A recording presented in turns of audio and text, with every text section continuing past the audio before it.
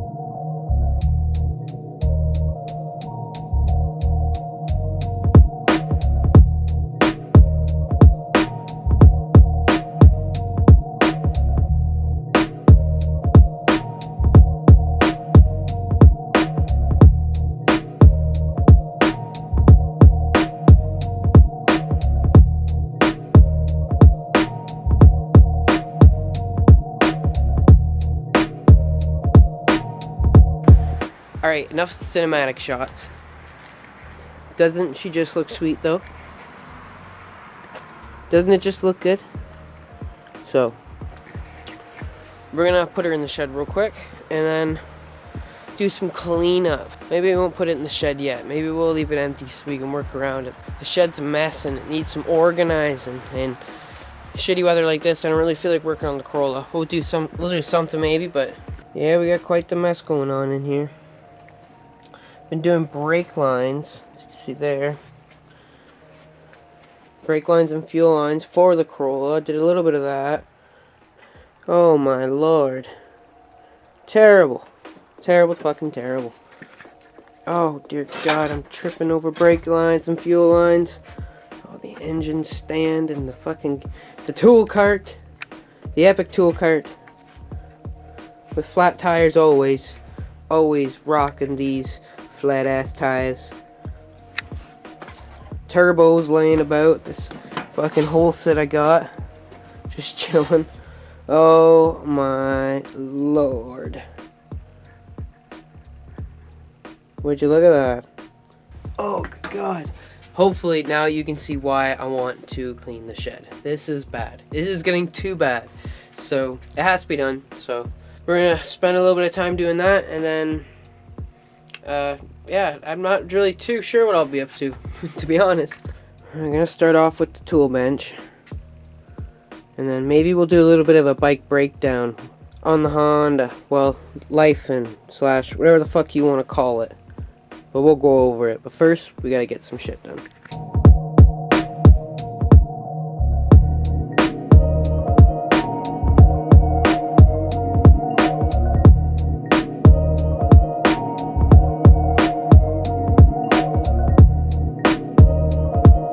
Cleaned up some hatchy parts the other day too. Heater control valve, and oh yes, I do have one of these intakes. I think it's like a K&N kit or something. I don't actually know. But polished the top of it. Looks pretty good. And my igniter, I had this nice coil and igniter trim pack. Pretty sick though. It does look. It's gonna look nice sitting in the firewall like that. It's a little dirty, but it looks better though. That's all that matters. And then some shit intimidator. It says intimidator on it. I don't know. Either way, it's a pod filter. So I'll get a good one maybe someday. It's just for the first run with the 4AG. So yeah, we got one area cleaned up, thank God. I'm probably gonna pull the pit bike in, but I'll explain some parts on it while we're out here. So check it out.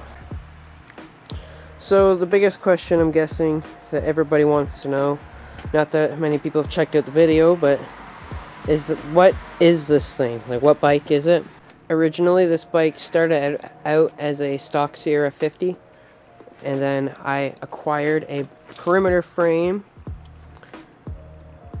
because my stock frame had a crack in it. So we ran. Let's put the bike inside because it's getting wet. Louie, hi. Say hi to everybody. Say hello. How's Lewis? What's this, Louie? What's this? What's this? Remember the dirt bike? You remember the pit bike? Okay, get out of the shop. You don't need to be getting into stuff. He's trying to stay out of the rain. Alright, well, I got my little buddy hanging out with me. Don't I, Louie? Hi. So the bike started out as a Sierra 50, and now it is this.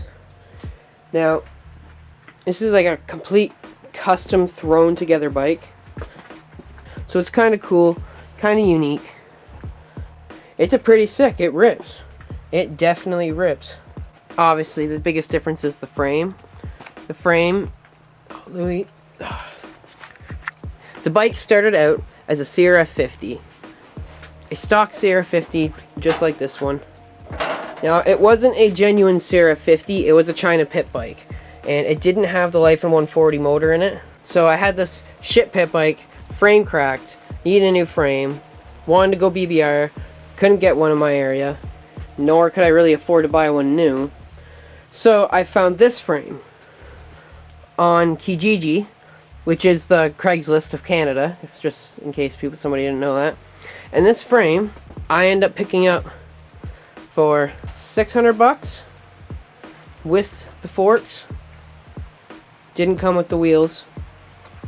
I put the bike on that frame with the stock, I think it's 10-inch wheel. I can't remember. Ran it like that for a while. It's okay. Had a 50 motor in it, and wasn't enough power. Motor ended up blowing on me. So then I picked up this. This is a Leifan or Leifan or however the hell you want to say it, 140cc, and I'll tell you this thing packs a punch. To be honest, a lot of guys will hate on the Chinese shit. Well, you know what? Sometimes the Chinese shit works. I don't really know much about Leifan themselves as a company, but I'll tell you this, I've beat the piss out of this motor for 3 seasons now, and I mean like really on it all the time. Like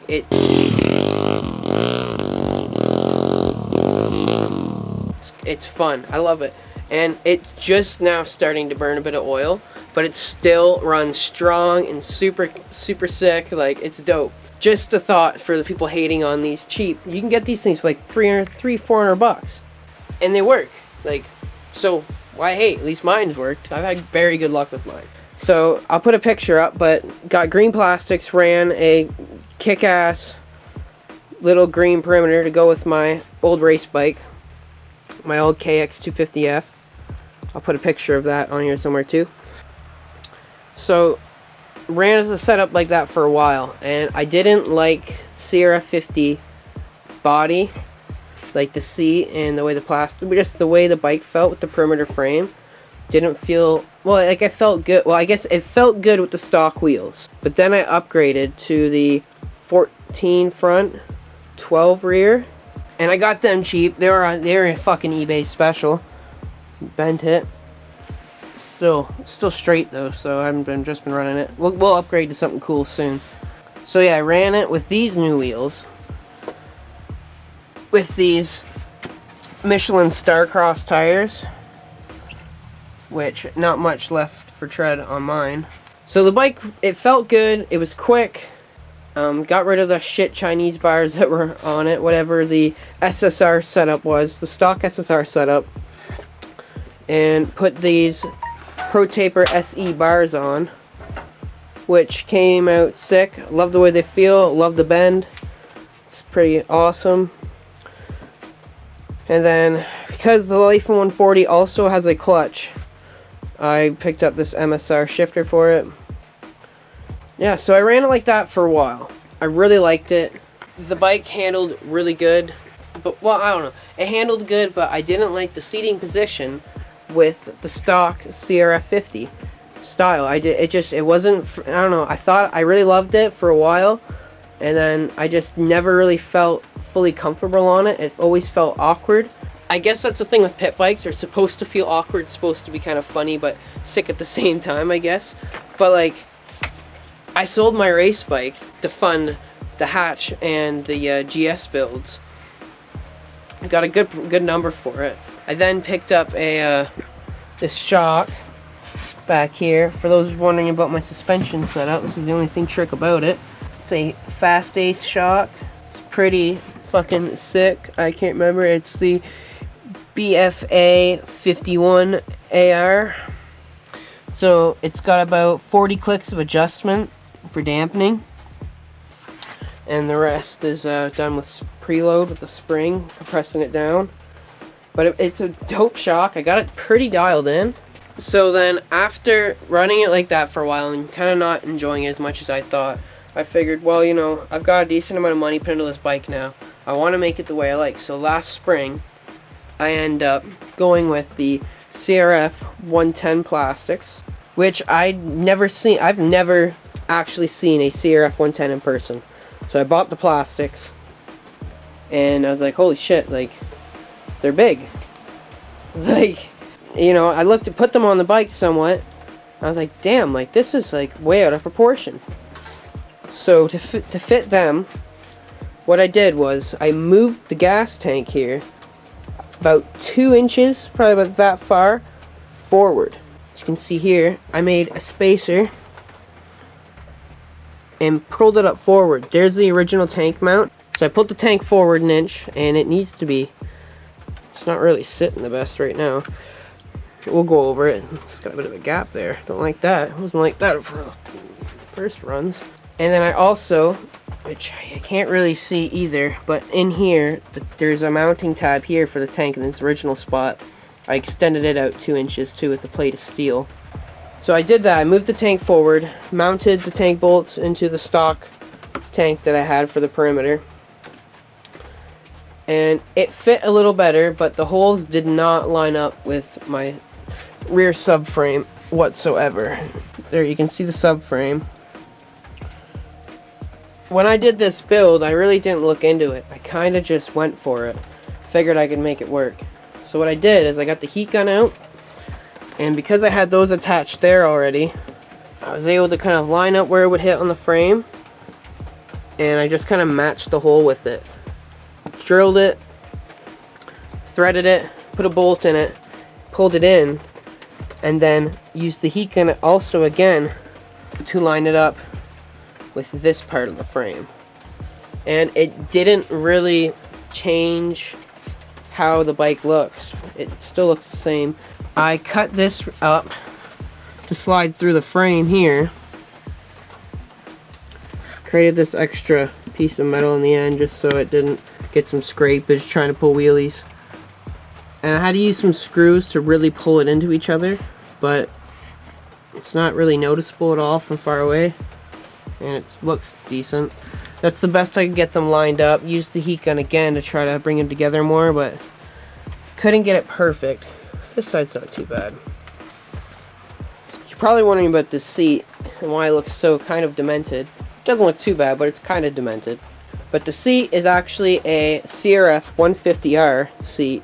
My buddy had given it to me to use as a freestyle seat on the sled, which I welded up some brackets, and I didn't really use it much. I did a couple Superman seat grabs, was just kind of getting into it, but the season was shit that year, so I took it off, put it on this thing, and I had to kind of hack job the seat, but I did a good job at it. I cut 2 inches off the front, cut 2 inches off the back. Did some relief cuts in the center here to help it kind of situate itself, bend to this shape of the bike. That's why there's always a little ripple in it. Sometimes it's not even sometimes it's there, sometimes it's not. Today it wants to be there. So did that, shaped it down, took a belt sander with a finer grit and kind of just shaved it down. I also ended up shaving about, the seat would normally come down like this, but it was too wide, so I cut it in the sides and sanded it, and then just tucked the seat cover on with the heat gun also and stapled it all up, and it works pretty fucking well. I mounted it using the stock seat mount spots for the Sierra 50. I made an L bracket out of aluminum, and it's decently sturdy. It's just kind of screwed through into the plastic. There's a thick part of plastic there, and made it work. A little bit of shaving on the seat plastics, but came out good.